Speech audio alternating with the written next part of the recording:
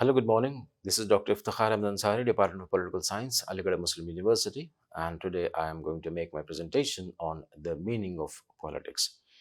Now, the question often arises what politics is, what does it mean, and we need to understand the meaning of politics to separate it from the common sense understanding of politics, which stands for something bad, something evil, or something Machiavellian.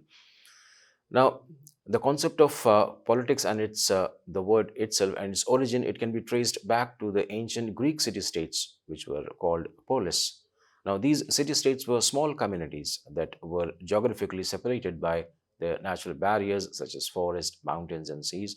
So, within each city-state, there lived a unique social life and culture that was closely intertwined.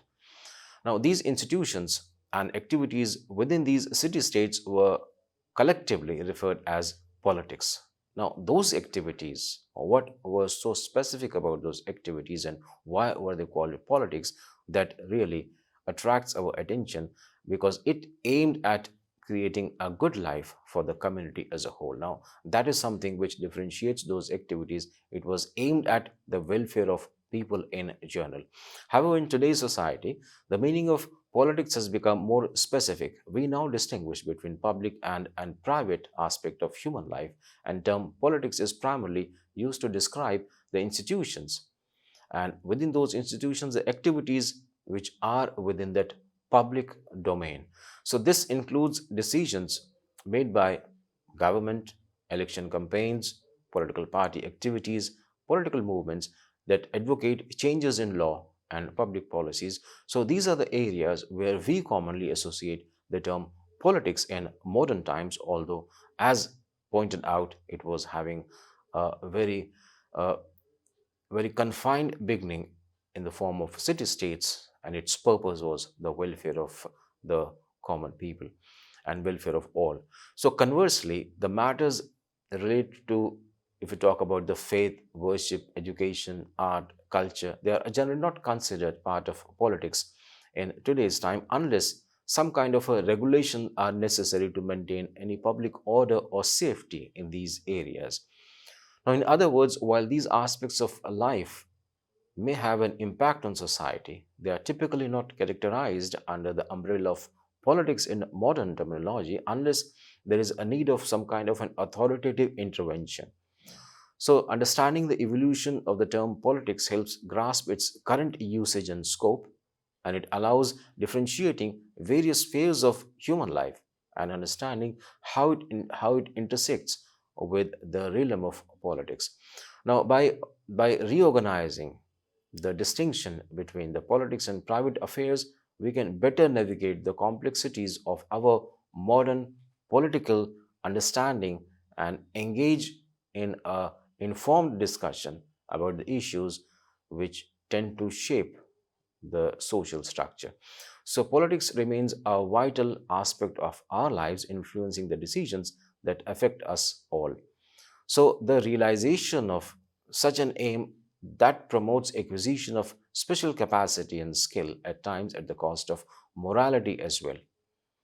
Now, since we know that conflict among the groups is at the civilized level in modern times, so decisions and actions are justified on high moral standard. Actions might be against the humanity, but it is basically conducted like dropping of an atom bomb. It is justified to save the humanity, although on whom those bombs were dropped, they were also part of that same humanity. So, in other words, however wicked, abject, and mean might be the purpose of political players, but it will always be wrapped in the foil of high moral values and presented as if it was the only course of action that was left to protect the moral values and its existence in the society. So, even bitter decisions of declaration of war is purported to be made to protect the humanity. So that's how politics has come to acquire a stature in the present century, especially the modern times. So finally, wheresoever the word power is used, we find some kind of authority and some kind of government and some kind of a regulation which is being imposed. So Max Weber indicates the use of authority as the very basis of politics. Nevertheless, Aristotle differentiated this political activity of a society from other activities on the basis of authority, but Laswell, he considered expression of all forms of authority as politics in itself. Now, this definition extends the sphere of politics to include even authoritative business decisions on the condition that such decisions influence public well being and or if it is in the contravention of government policies, then it comes into the realm of politics. Now, politics can be understood at two levels by these discussions so far that we have indulged into. First is politics as an activity, and then politics as a discipline. Now, at the very outset, let's be very clear that whatever term we may use, whether politics or political science, we are concerned with the specific type of social activity which is called politics.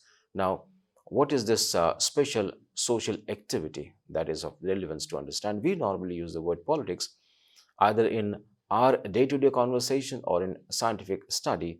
Do we use the word politics with the same meaning at both the places? Perhaps not, though it would be interesting to note how a common man uses the word politics. According to Alan Ball in Modern Politics and Government, he writes that politics means, firstly, those activities confined to exclusive public spheres like parliament, elections, cabinet, or ministers. Secondly, he says politics is equated with selfish, partisan, nefarious, and mean activities aimed at manipulating public opinion, public opinion making, and at least stoking aversion towards mechanisms of such skimming, power hungry politicians. Now, it reveals that highly confined and limited notion of politics.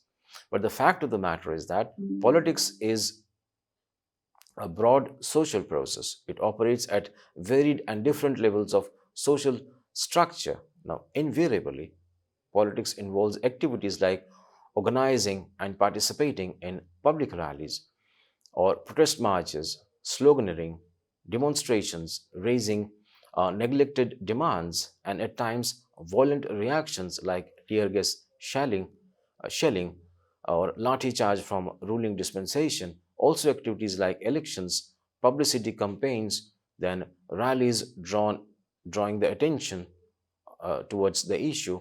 So, false promises are made and spurious claims of further promises are propagated. These are all considered part of politics, and such problematic image of politics has in fact given it a label demeaningly called a last resort of scoundrels. So Ernest Benn called politics sarcastically as an art where problems are created in the first instance, then wrong prognosis is conducted, and then wrong prognosis leads to wrong prescription, and these wrong prescriptions are offered.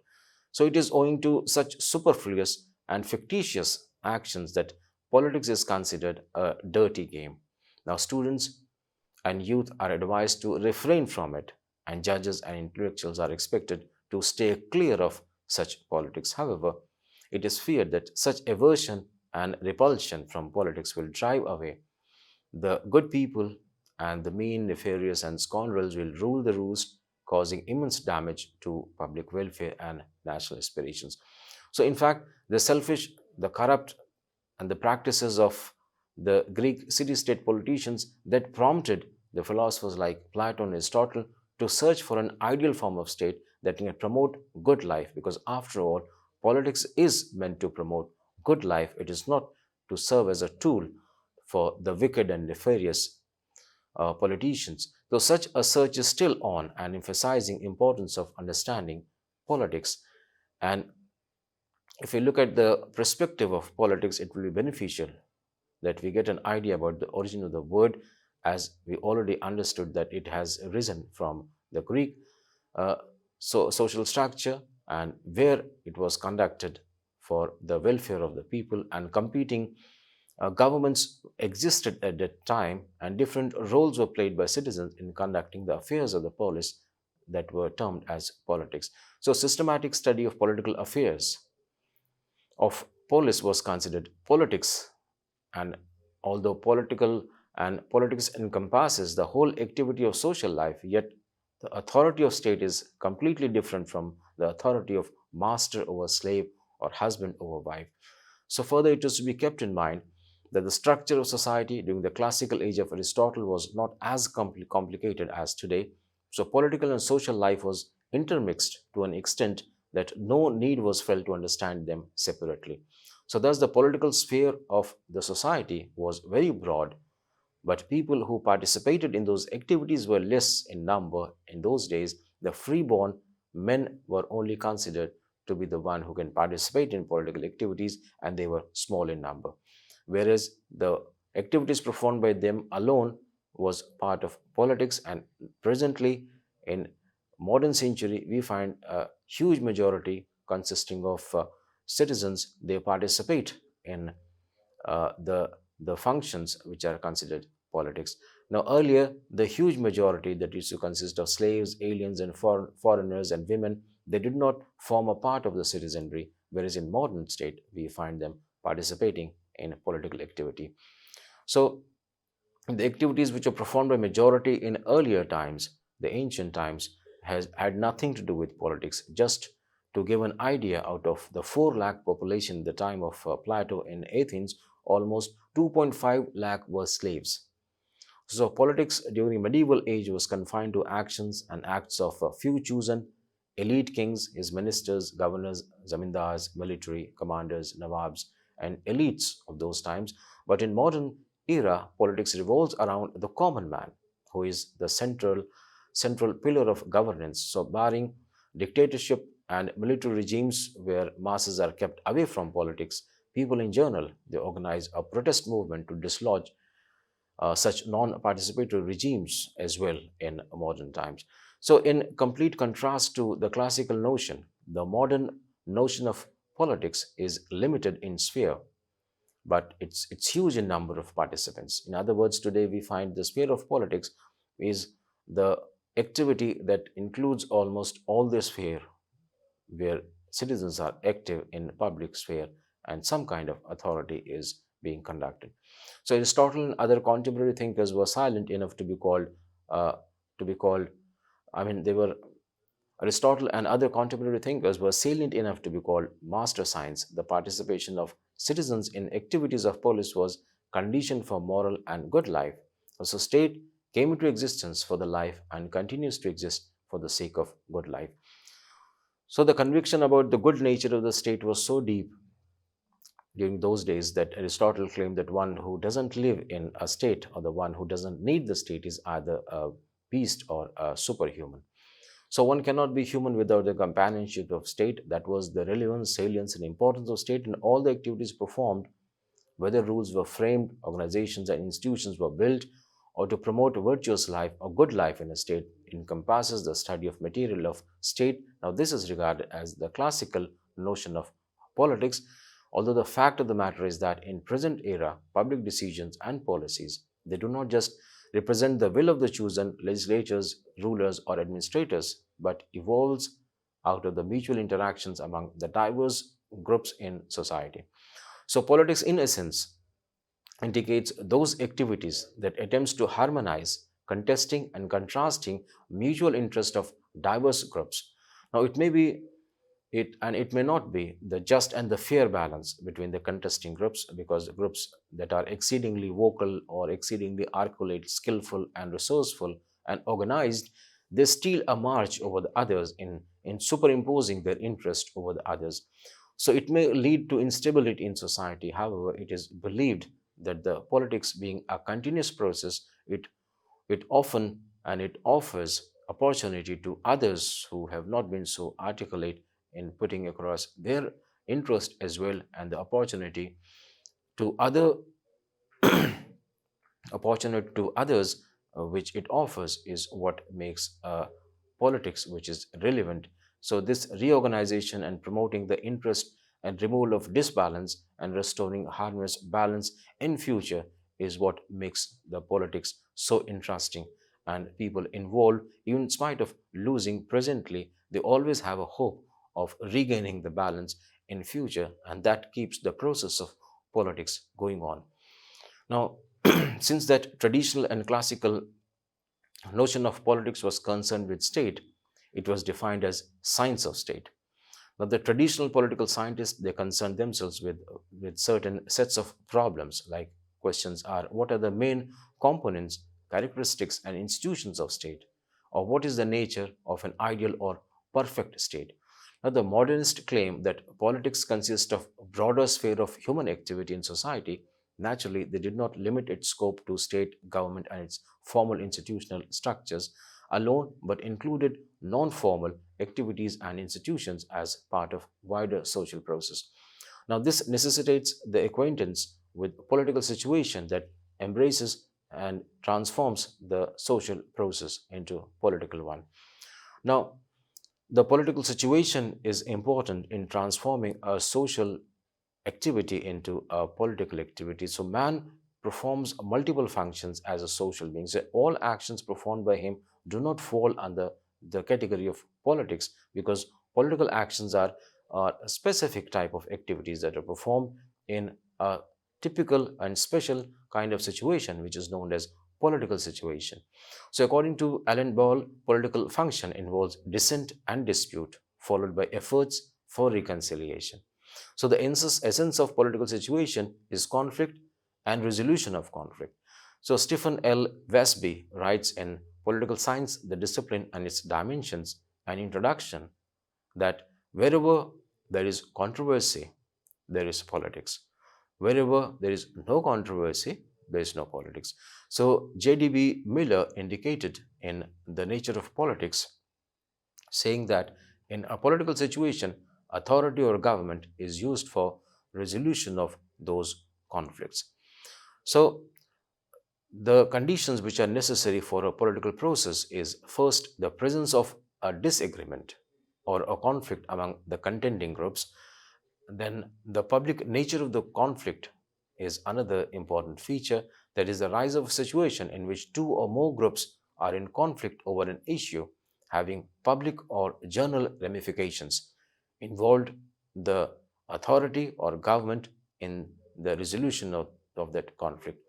So the means of resolution which are adopted by the government intervention, it may be in the form of negotiation, persuasion, arbitration, compromise, or kind of a pressure, or counting of votes, or any other such non-violent methods and techniques.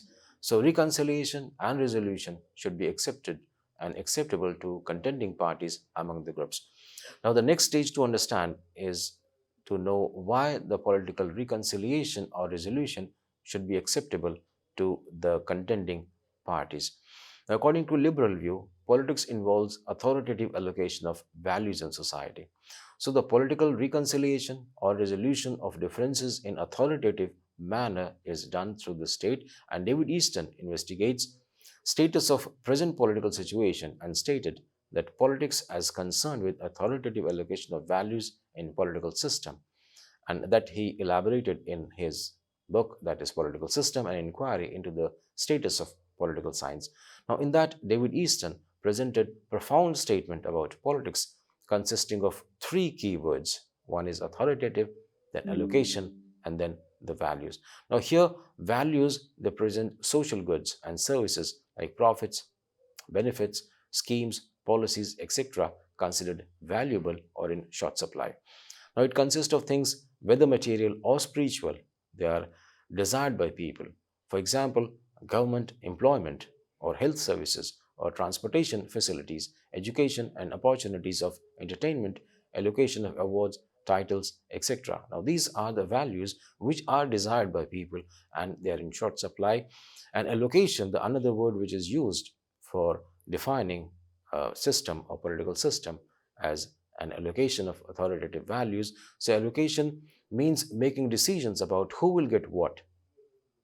Now, it involves decisively earmarking as to which group will get how much of value at a time. Now, such decisions chosen from available alternatives are taken together and taken together as in the form of a policies and implemented or brought about in the form of policies. For example, decision to increase the halt of a superfast train in view of a popular demand to one of the stations. Now, that policy making involves not just making decision, but getting that policy implemented as well. So, authoritative ensures that such policies decisions are implemented on time. So, authoritative is coercive in nature. It has the capacity to ensure compliance on the part of people. So, the definition of politics as a means to effect an authoritative allocation of values has added universal dimension to it, and it has acquired feature of universal social activity. So, politics does not mean that it fulfills all the demands of the people or all the allocations are universally acceptable for all times to come. It, in reality, fulfillment of demand means that a way of more demand and creating more demands in the future, fulfilling some of it. So, in reality, fulfillment of demand clears a way for rising of more demands in the future. So, it further generates new conflicts demanding initiation of reconciliation, and thus politics continues and it's a continuous process. Now, this perspective of politics has a counterfoil as well in the form of the Marxist view, a different view. Now, Marxist view states that conflicts and disagreements among different groups is rooted in ownership of the major means of production. Now, the class of people owning means of production, they dominate and control politics.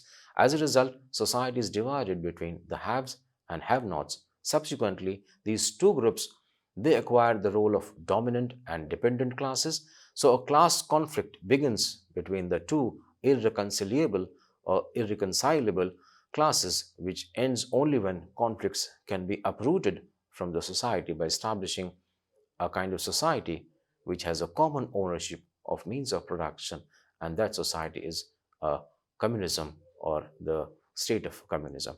So, this will establish a classless society wherein there is no scope for conflict left among the groups, and the Marxist view of the politics claims to have searched a perfect society, but the experience among the Marxist states around the world does not prove it correct. The utopia of classless and stateless society has remained a mirage, more or less, and however, one thing has been established beyond doubt that politics is permanent and compulsory feature of social life. Now, here it is pertinent to consider another important aspect of politics to understand it completely. And the first is that politics is an arena of experiment with power, and second, that it's a key to social engineering. So, in modern era, politics is used as a means to acquire and capture power. The ultimate aim of this political player who influences the public opinion is to seize political power. On other hand, public considers politics as a mean to welfare and progress. So that is the reason why it harbors great expectations from political parties and leaders, and that is the reason why they participate in politics again and again, because it offers a hope to better their life. So verily, so wide and so profound is the impact of public affair on the lives of the common man that it is natural for him to get interested and immersed in politics. So politics as a discipline needs to be studied here at different levels, and these are three stages this discussion can be conducted. First, at the level of politicians who fancy their chances of gaining power vis-a-vis their opponents. Secondly, at the stage of a common man who considers politics as a means to further the chances of his welfare and progress. He engages in discussion, debates, criticism, and protest government policies, programs, and other functions to achieve his ends. And the thirdly, politics as a discipline is understood at the level of political scientist who impartially and objectively engages himself in the scientific analysis of political incidents and events. Now, this scientific analysis of political incident, it comes under the subject that is political science, and which is studied as a discipline. So the discussion, debates, and contestations and criticism at previous two levels, at the level of the politician, at the level of the common man, do not fall under the category of the politics as a discipline. So further, the publication and The propagation of political information and publicity materials of political parties, pressure groups, interest groups, members of other political leaders, they cannot be called a study material of political science. For example, party manifesto of different political parties, the literature published by parties on its leaders or candidates, or publication of newspapers or posters delineating party ideology and programs of action, etc. They may interest a political scientist, but that does not constitute the discipline of political science. On the other hand, political analysis and editorials are published in free newspapers, magazines, and social media. So, politics is widely considered among the masses, whether in club or restaurant or parks or chowpals in villages. So, generally, politics is blamed for raising unemployment or price rise or scarcity of daily needs, corruption, illiteration, lawlessness, or terrorism. So, a discussion begins generally on those topics with finding a fault in one of the government policies or actions responsible for rise of these kind of problems in society. Now, remedial measures are also discussed and suggested, those discussions. So, such interactions at various public places, they shape and mold public opinion. And such discussions, they consist of only a small portion of public audience, but it serves as a study material for political scientists for studying and experimental research. Now, such discussions are really an interesting part of understanding the public mood and their behavior, to understand the politics which they conduct through their actions. So it provides a scientific and empirical basis to public opinion. So political scientist, he makes an impartial study, an objective study of making impartial conclusions. So political scientists, they test the government policies for the impact on masses, and publishes their research papers, and they remain open to amendments in their perspective in the light of new developments in their knowledge. So the politics is finally studied at these two levels, as a politics as a discipline that we have talked about in the latter half, and then the politics itself as it is understood and as it is practiced in general masses. So with that comprehensive understanding of politics as an activity and as a subject of study, I'm sure we'll build a proper perspective of politics in the understanding of those who are studying this subject. Now, with that, I come to end of my presentation. Thanks. Thank you for watching. Thank you.